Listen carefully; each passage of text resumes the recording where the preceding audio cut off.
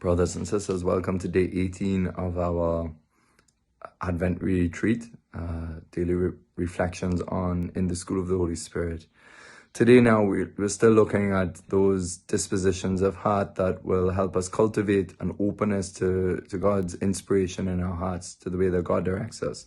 Remembering that this road of being faithful to God's grace and to the prompting of the Holy Spirit is the shortest way, St. Faustina says, to the heights of perfection with Christ.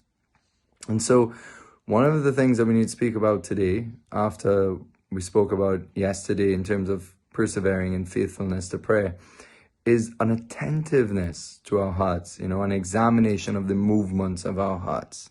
And this is obviously very critical, because if we're unaware of the movement of our heart, or learn how to listen to it moment by moment or throughout the day, then we will miss, the graces or the promptings of the Spirit. If we're too outwardly focused, if we're living on the outer through our senses, constantly looking out of us and not with this inner attitude of listening in our heart, then we'll be out of tune with our heart, and which causes a lot of other problems in our spiritual life, but also in our humanity.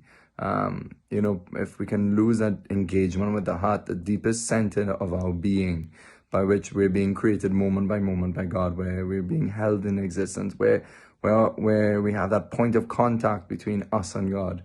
And certainly in the baptized soul, that point of contact between us and the Holy Spirit.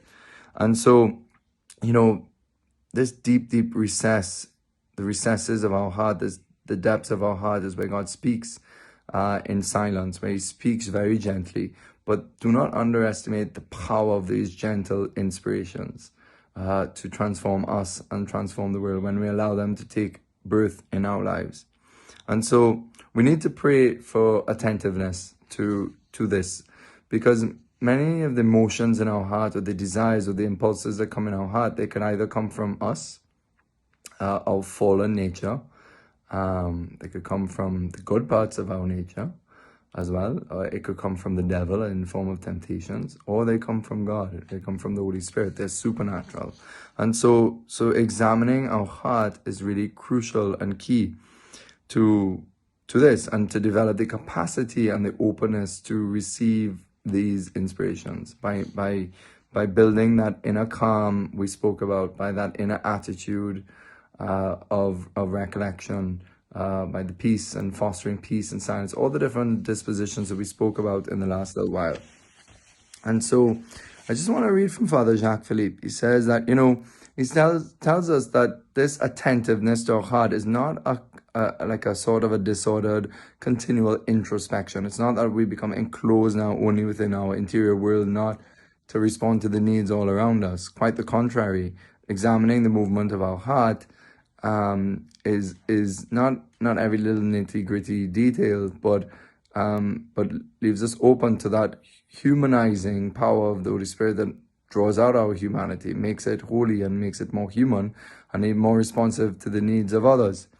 But he says, this attitude of examining our heart is a means that we should live in, to cultivate as a sort of a habitual disposition of desire for God, inner calm, prayer, and attentiveness to what is happening within us. That if a movement of grace is born in our hearts, it is not swamped or lost in the background noise, which we were speaking about, of other things competing for our attention. So if we have this inner calm, this attentiveness, this prayer, then we can allow inspirations to emerge into our consciousness and so that we'll be able to recognize them as divine inspiration. That recognition demands vigilance, leading us to examine from time to time what motivates us to do one thing rather than another. The sort of attentiveness will make us able to recognize the various different movements within ourselves. As we mentioned earlier, some are disordered movements, that is, impulses to do or say something springing from an unhealthy origin. Often, for example, we are motivated by fear and resentment, or anger, jealousy, lust, aggressiveness, our need to be affirmed and noticed or admired by others, our sensuality, etc. So all these things vie for our attention and can prompt desires in us that are unhealthy, that don't come from God. These disordered motions may come from our corrupt nature, as it is used to be termed. Today they would be said to come from our wounds, which is the same thing really. They may also come from the devil, and as I said, these are temptations. But sometimes we are moved by good impulses, a sincere, disinterested desire to help someone, to love someone. And these can also originate in our good nature. Not everything in us is corrupt. But often, and most times, they're inspired by the Holy Spirit and come from a supernatural origin.